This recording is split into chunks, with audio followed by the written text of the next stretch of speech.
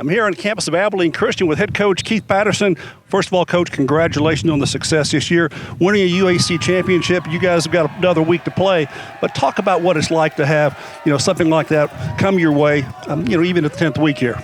Yeah, it's a little bit unusual, still have week 12 to play with a non-conference game and against somewhat of a rival. We lost the conference championship my first year here to Stephen F. Austin. So, we always have great games, have great respect for the program. And they used to be the standard of FCS football. And, we're just looking forward for another opportunity to be able to go out and compete.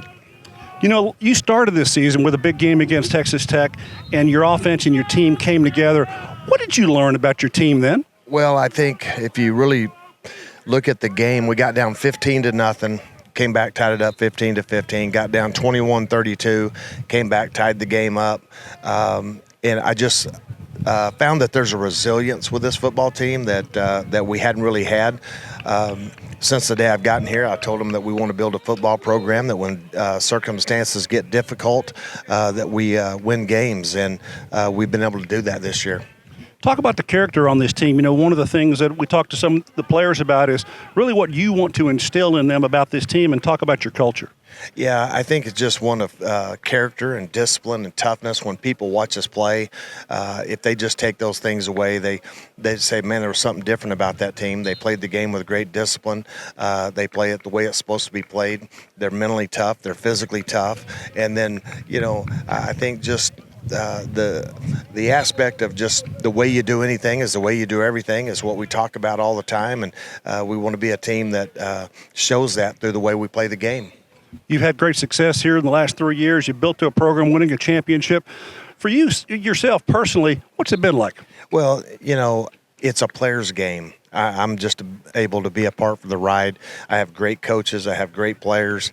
And when you look at what the young men that when I first came here after the bowl game, when I left Texas Tech, and the very first meeting, I told them, I said, those of you who choose to stay, we're going to send you out of here winners. We're going to send you out of here champions. And to be able to do that, and the players have been the one that have done it. I mean, they're the one that make the plays, and I'm so proud of them and where they've taken our program. If you look at this individual group, they're 11-4 home record out of 15 games. I think they've won 14 or 15 and 5 in conference in 3 years. Conference runner-up in the Western Athletic Conference, conference champions in the United Athletic Conference, first team to win a Division I championship at ACU, first team in the history of the school to make the NCAA playoffs at the Division I level. So, man, they're leaving their legacy, and we're not done yet. Well, you've got a trigger man in Maverick McIver. Talk about him and his character and really the leadership that he brings to this football team. Yeah, the thing that with Maverick, he got hurt his junior year in high school. Didn't play much his senior year in high school. Comes to Texas Tech. He redshirts. Then COVID hits.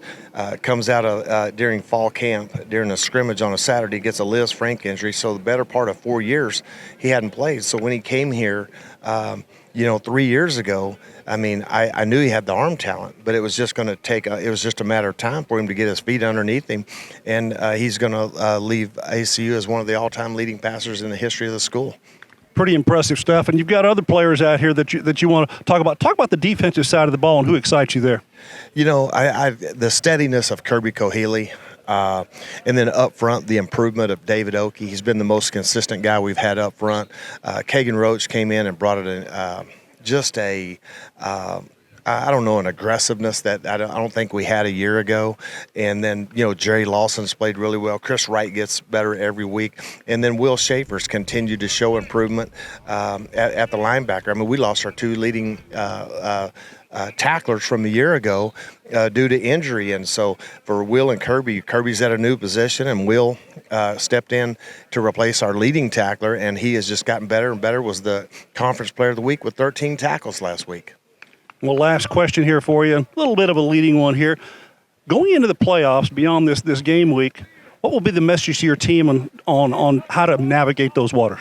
Yeah, we haven't played our best football yet. There's still a lot of area for improvement. We're not forcing turnovers, and we're doing a great job securing the ball on offense. But, man, we've had to do it the hard way. We're doing it without forcing turnovers, which is kind of what we've built our system on over the course of the last 20, 25 years. So I really think that those are going to come eventually. We're going to try to do some things to get a little bit more aggressive to see if we can create more turnovers and because when you have an explosive offense like what we have, we're doing a great job in the red zone, doing a great job on third down. It's just we've got to start to force turnovers to set up an easier short field for our offense. We'll get some defensive wins, put the ball back in the hands of the offense, and take over, right? You bet. That's it. All right, Coach, we appreciate your time. Congratulations on the season. Good luck the rest of the way. You bet. Thank you.